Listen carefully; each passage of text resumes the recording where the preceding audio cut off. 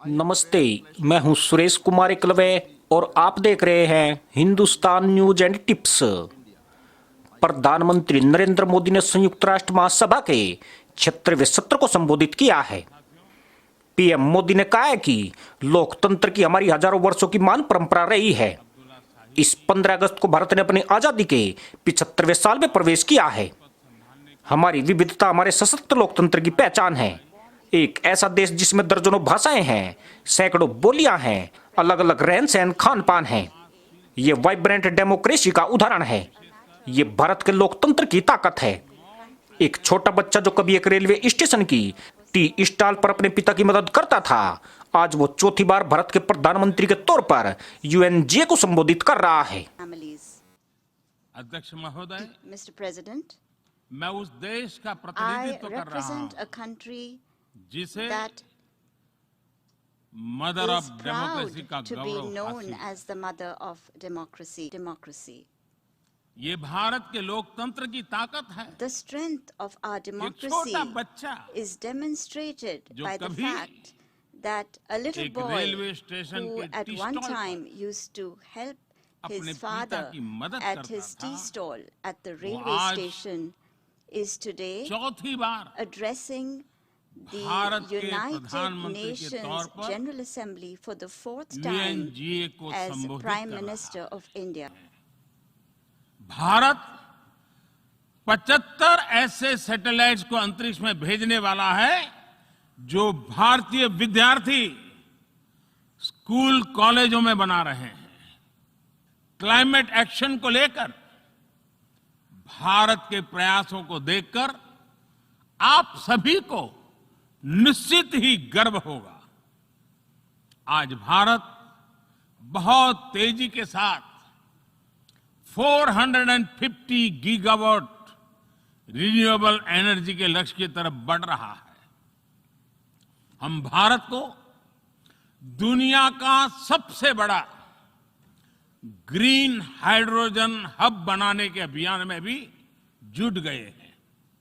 अध्यक्ष महोदय, हमें अपनी आने वाली पीढ़ियों को जवाब देना है कि जब फैसले लेने का समय था, तब जिन पर विश्व को दिशा देने का दायित्व था, वो क्या कर रहे थे।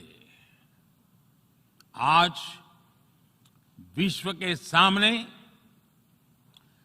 रिग्रेसिव थिंकिंग और एक्सट्रीमिज्म का खतरा बढ़ता जा रहा है। अध्यक्ष जी, दूसरी ओर रिग्रेसिव थिंकिंग के साथ जो देश आतंकवाद का पॉलिटिकल टूल के रूप में इस्तेमाल कर रहे हैं, उन्हें ये समझना होगा कि आतंकवाद उनके लिए भी उतना ही बड़ा खतरा है। ये सुनिश्चित किया जाना बहुत जरूरी है कि अफगानिस्तान की धरती का इस्तेमाल आतंकवाद फैलाने और आतंकी हमलों के लिए न हो। हमें इस बात के लिए